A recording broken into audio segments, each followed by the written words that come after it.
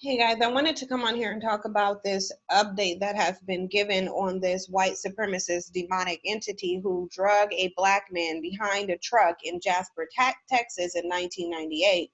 Apparently, he's going to be executed this week. Now, this isn't a good thing. I'm not going to say that it's not, but my problem with this is that this is one of the few times I've heard of this story. And even though there's many black men who have powerful voices out there who can bring awareness to this, I've yet to hear one of them speak on it. I've yet to hear a celebrity speak on it. I've yet to hear a black male YouTuber or social media personality discuss this. I have yet to hear them discuss this. So while it's good that he's going to be executed, what's problematic is that black men are not at the forefront of these things, not even verbally, that they should be bringing awareness to, if for no other reason than to show that they will stand up for themselves and their community. And this is very problematic, and it actually does need to be highlighted, because with what's coming in the future, this is going to be paramount, and these things are going to be crucial in terms of his position in society, whether it's permanent low-hanging fruit or whether he's able to elevate himself. And unfortunately, a lot of people don't understand that. But so the man's name is James Byrd Jr., and he was killed in 1998 by some white supremacist men. Now, we know that this has been going on throughout history, and we also know, if you look throughout history, no resource or consequence has come from black men. Those are just facts. I get that people are going to be triggered by this. I get that people are going to be sensitive about it, but these are just facts. And if you don't like the history, and we know that you can't change it, then do something different in the future. Now, this went down as one of the most gruesome hate crimes in the U.S. history. And they're saying it gave the company president pause in this discussion about where to locate his firm's newest facility. Now, this was in Jasper, Texas, okay? He worked for a technology company, and the technology company was about to bring 300 new jobs there, okay? But then the community's history, being that it was the place where 3 white men dragged a black man behind a truck, killing him, somehow tarnished that reputation. So if this is a technology company, then you can look at it as they're not doing this because they want to give justice to this man. They're doing this because they want to clean up their reputation and restore Jasper, Texas, to a place that is worthy of having a technology company.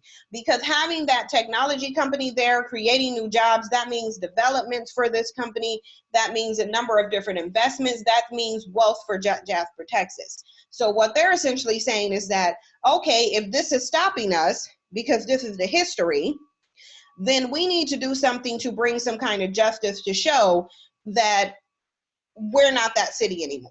They want to be progressive now. Now, they're saying the local clergy and community leaders made their case that the town of 7,600 people is not defined by a murder that happened almost 21 years ago.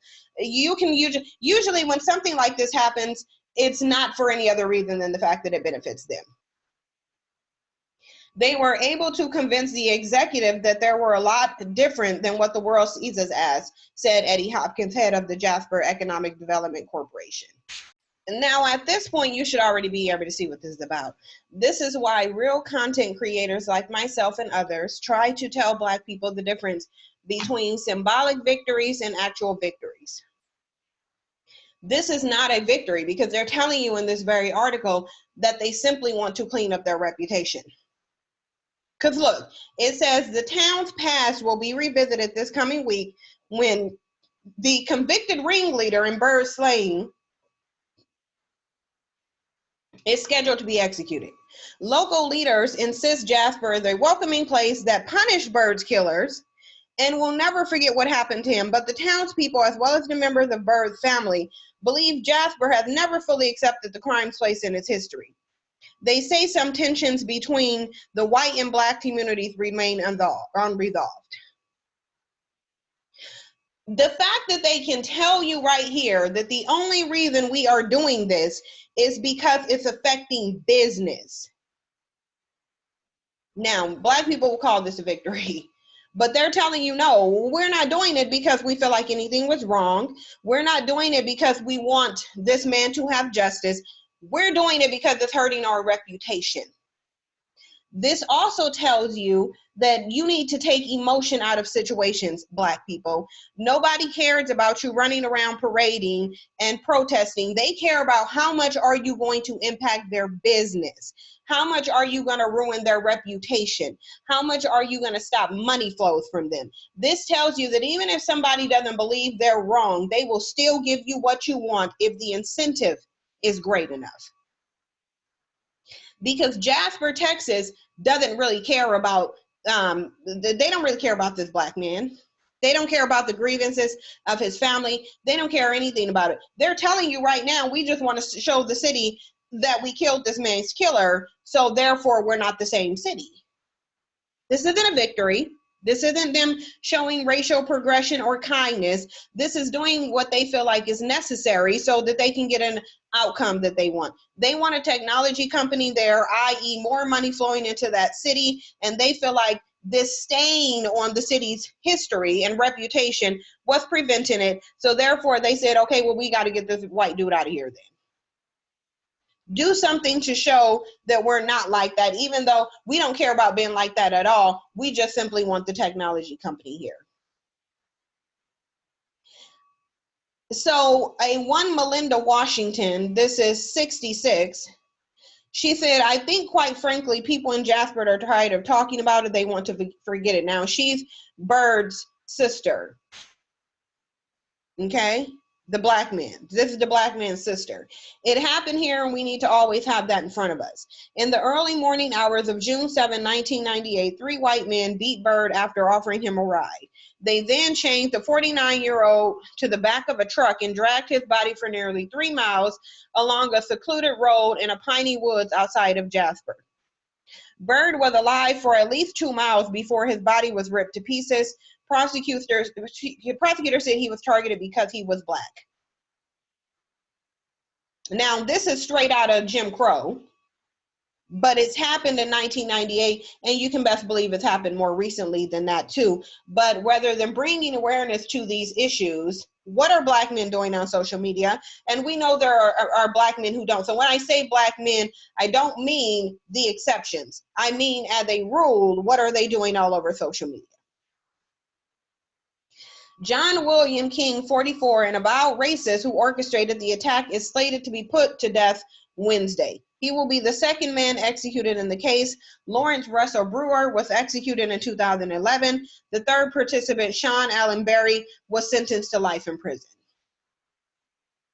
Before Bird's death, the community about 140 miles north of Houston, near the Texas-Louisiana border, was known more for the timber industry and for tourism at nearby San Rayburn Lake.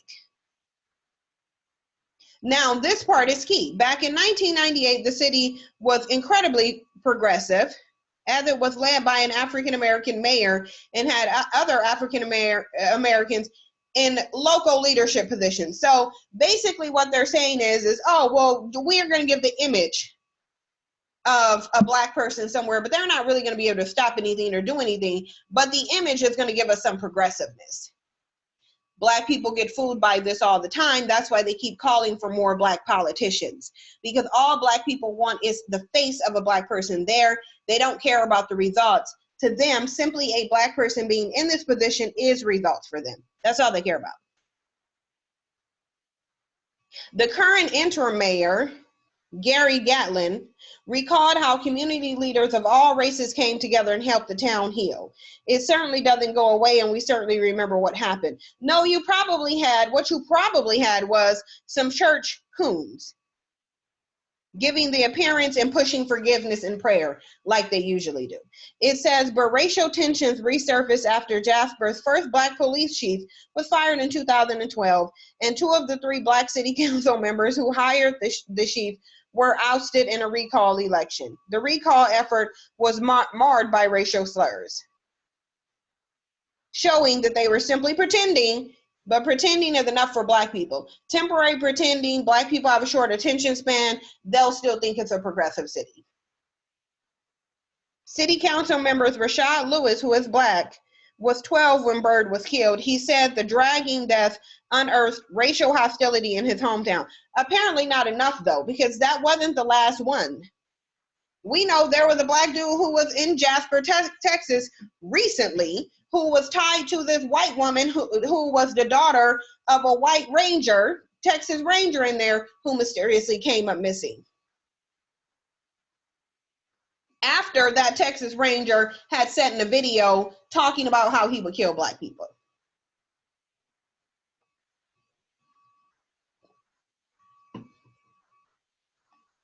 He remembers classmates wearing Confederate belt buckles and shirts right after Byrd was killed. And again, that probably terrified black people into submission. They wouldn't have even dreamed about wearing a shirt that talked about them coming out of the caves. They wouldn't have even dreamed about doing any RBG flag and representing their pride, because they would have been too scared to, much like they're too scared to now. When he moved back to Jasper several years ago, Lewis said he ran for office because of lack of minority representative. He is the only African American of the 5-member council, which runs a community that is more than half African American. About 34% of the African American population lives below the poverty line, indicating that black people are not looking for results, they're looking for representation. As long as you have a black person in there, doesn't matter if it's actually improving anything for them, just put a black face on it so we can know that black people will be able to congregate in the same positions as white people. Lewis is now running against Gatlin, hoping to become the second African American mayor in Jasper history. The election is May 4th. Y'all, I'm done with this article because it's just too predictive. It's just too indicative of black people's psychology right now. But hopefully, if anybody got anything out of this, it's learning the difference between symbolic victories and actual victories. There will be no victories until black people give incentive for a real victory. You guys let me know what you think. Thank you for your support. I'll see you in the next one.